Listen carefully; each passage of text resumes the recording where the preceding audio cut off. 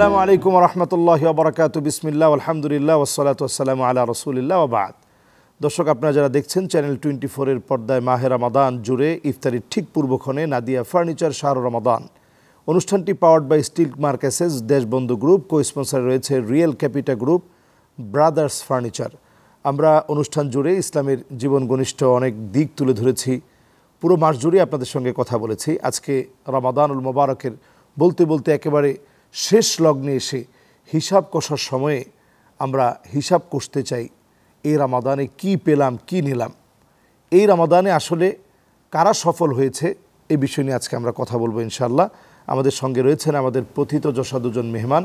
চলুন আমরা মেহমানদের সঙ্গে পরিচিত হই। প্রথমে আমার হাতের ডান দিকে রয়েছেন বাংলাদেশ ইমাম সমিতির সম্মানিত সভাপতি, প্রথিতযশা আলেম, মুফাসসিরে কোরআন হযরত মাওলানা লুৎফুর রহমান সাহেব। আসসালামু আলাইকুম ওয়া রাহমাতুল্লাহি ওয়া বারাকাতুহু। ওয়া আলাইকুম আসসালাম ওয়া রাহমাতুল্লাহি ওয়া বারাকাতুহু। মুহতারাম, কেমন আছেন? আলহামদুলিল্লাহ, আপনি কেমন আছেন? আলহামদুলিল্লাহ, জাযাকুমুল্লাহ খায়রান, অনেক শুকরিয়া, আপনি সময় দিয়েছেন। আমাদের সঙ্গে রয়েছেন আমাদের প্রিয় মানুষ ডক্টর রেজাউল হুসাইন, সহযোগী অধ্যাপক, জগন্নাথ বিশ্ববিদ্যালয়। আসসালামু আলাইকুম ওয়া রাহমাতুল্লাহি ওয়া বারাকাতুহু। ওয়া আলাইকুম আসসালাম ওয়া রাহমাতুল্লাহি ওয়া বারাকাতুহু। দুজনকে অনেক অনেক মোবারকবাদ জানাচ্ছি। শুকরান, জাযাকাল্লাহ। দর্শক, চলুন আমরা কথা বলি যে এই রমাদান জীবনের অনন্য রমাদান হলো কিনা, আদৌ আমরা আরেকটা রমাদান পাবো কিনা, এটা আমরা কেউ বলতে পারি না। রমাদানের এই সময়ে কারা আমরা সফলতা অর্জন করতে পেরেছি, বুঝবো কোন বিষয়গুলো দিয়ে যে আল্লাহ তাআলা আমাদেরকে হয়তো কবুল করে নিয়েছে। সফলতার মানদণ্ডে পৌঁছার জন্য এমন কিছু সিমটম, আলামত রয়েছে যে আলামতগুলো নিজের মধ্যে দেখলে অন্তত একটু আনন্দিত হওয়ার কথা যে আলহামদুলিল্লাহ এবার রমাদানে আমার কিছু পরিবর্তন এসেছে। এমন কিছু সফল রোজাদারদের বিষয়ে কথা শুনবো মাওলানা লুৎফুর রহমান সাহেবের কাছ থেকে। বিসমিল্লাহির রহমানির রহিম। ধন্যবাদ আপনাকে। রমাদানের শেষে এসে আমরা সমীকরণটা সঠিকই আপনি বলেছেন যে প্রাপ্তি অপ্রাপ্তি এবং সফলতা ব্যর্থতা, এটা হিসাব করার একটা সময়। কারণ এই রমাদানের আমরা তো একেবারে শেষ সময় চলে আসছি। এত বড় একটি সুবর্ণ সুযোগ আমাকে আল্লাহ পাক দিয়েছেন, এত বড় অফার দিয়েছেন, এবং আমার জন্য আল্লাহ রাব্বুল আলামিনের পক্ষ থেকে রহমত আনার যে একটা সুযোগ আল্লাহ সৃষ্টি করে দিয়েছেন, যেখানে কোনো বাধাবিঘ্ন ছাড়া এটা একেবারে সহজ করে দিয়েছেন। আপনি জানেন যে আল্লাহ পাক এই মাহে রমাদানে তার রহমতের দরজাটা উন্মুক্ত করে দেন, এবং তার ওখানে রেদওয়ান নামক জান্নাত বা রহমতের দরজা, মানে যত ধরনের সিকিউরিটি বা যা কিছু প্রত্যাহার করে নেন, বান্দার যে উন্মুক্ত করে দেন। এইটা রমাদানই সবচেয়ে বেশি দেন বান্দাকে। এত বড় একটা সময় দিয়েছেন আল্লাহ রাব্বুল আলামিন তার ক্ষমার জন্য।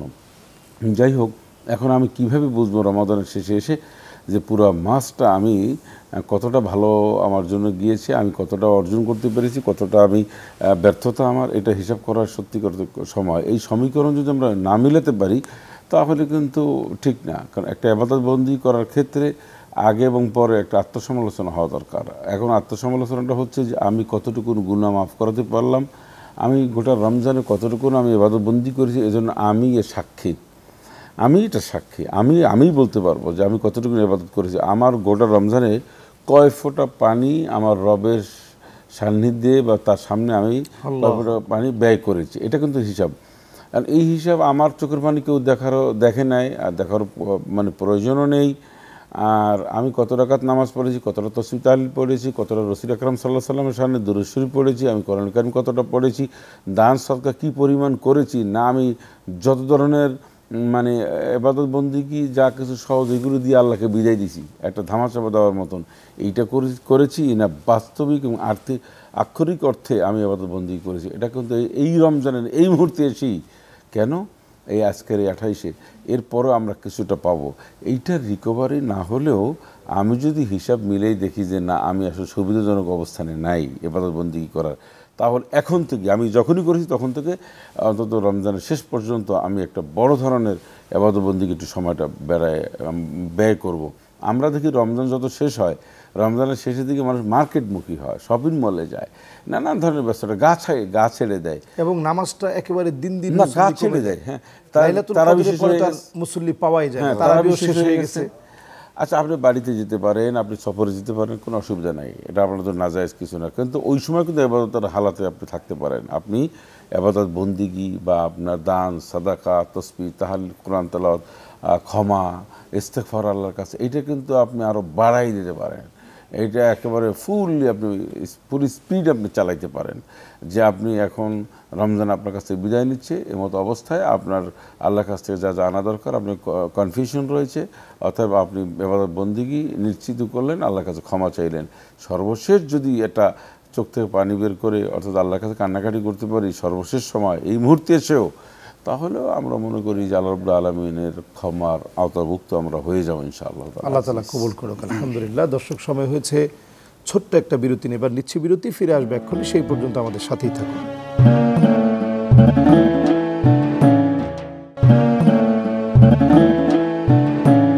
দর্শক, ফিরে এসেছি বিরতি থেকে। আপনারা দেখছেন আপনাদের প্রিয় অনুষ্ঠান নাদিয়া ফার্নিচার শাহরুর Ramadan, powered by steel mark SS, Deshbandhu group, co sponsor রয়েছে real capita group, brothers furniture. আমরা কথা শুনছিলাম মাওলানা লুৎফুর রহমান সাহেবের কাছ থেকে। এবার চলে যাচ্ছি ডক্টর রেজাউল হোসেন সাহেব। আপনি যদি বলতেন যে আমরা এই রমাদানে কোন কোন আমলগুলা তো আলহামদুলিল্লাহ করেছি, কোন কোন আলামতে আমরা বুঝবো যে আল্লাহ রাব্বুল আলামিন আমাদেরকে কবুল করে নিয়েছেন? জি, ধন্যবাদ। নাহমাদুহু ওয়া নুসাল্লি আলা রাসূলিহি ওয়া আম্মা বা'দ। দেখুন, মোহতারাম বলছিলেন, আমি এই কথাটার সাথে একটু যুক্ত করব, যেটা এই যে শেষ দশকে এসে যে আমাদের একটা উদাসীন ভাব, এটা বাস্তব, এবং আমরা দেখি যে মার্কেটে ঢোকা যাচ্ছে না। অথচ এই দশকে সবচেয়ে বেশি যে গত 15 বা 20 দিন আমরা যতটুকু না করতে পেরেছি, এই 10 দিন শেষ সুযোগ হিসেবে বেশি বেশি ইবাদতে থাকা। নবী সাল্লাল্লাহু আলাইহি ওয়াসাল্লাম তো তাই করেছিলেন।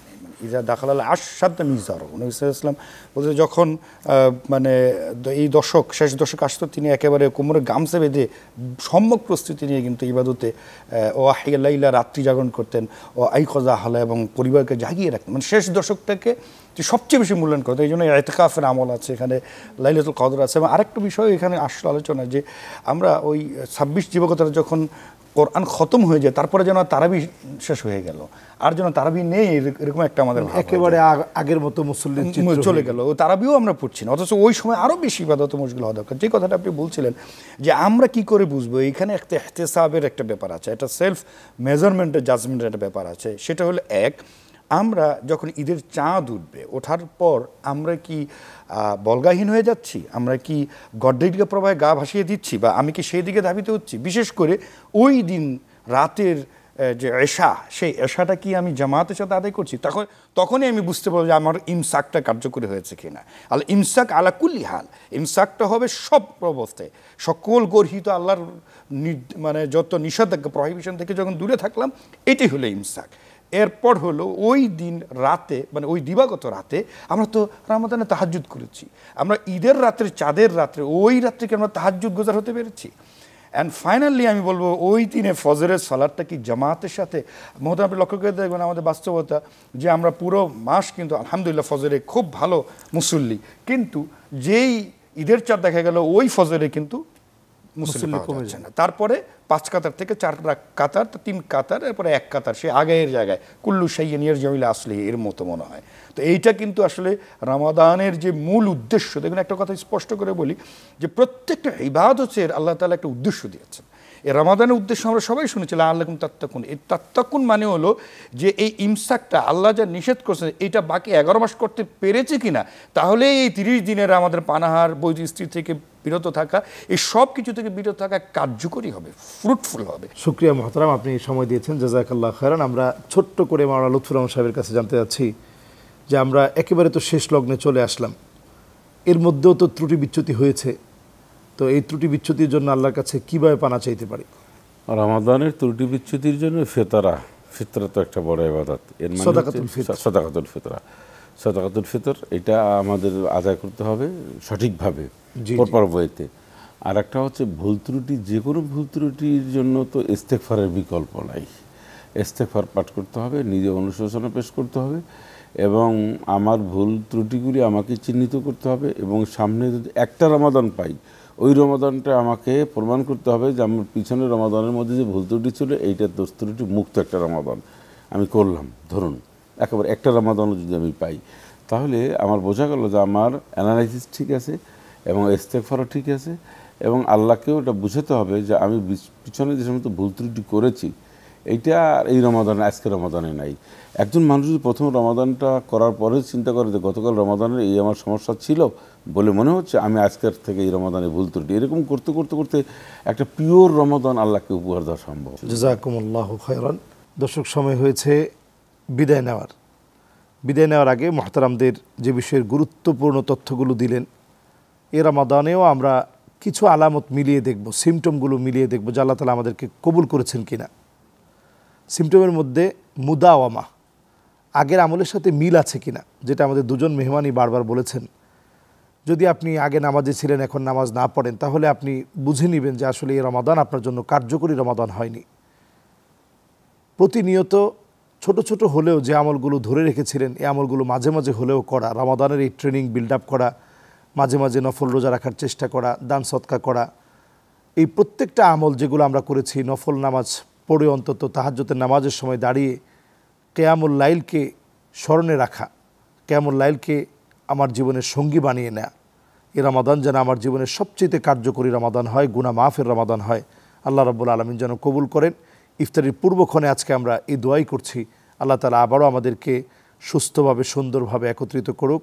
আমাদেরকে আল্লাহ রাব্বুল আলামিন প্রত্যেকের জীবনের গুনাহ খাতাগুলো মাফ করে দিক। ইনশাআল্লাহ আগামী দিন একই সময়ে একই চ্যানেলে ইনশাআল্লাহ দেখা হবে, কথা হবে। সেই পর্যন্ত আল্লাহ তাআলা ভালো রাখুক, সুস্থ রাখুক নিরাপদে। আসসালামু আলাইকুম ওয়া রাহমাতুল্লাহি ওয়া বারাকাতুহু।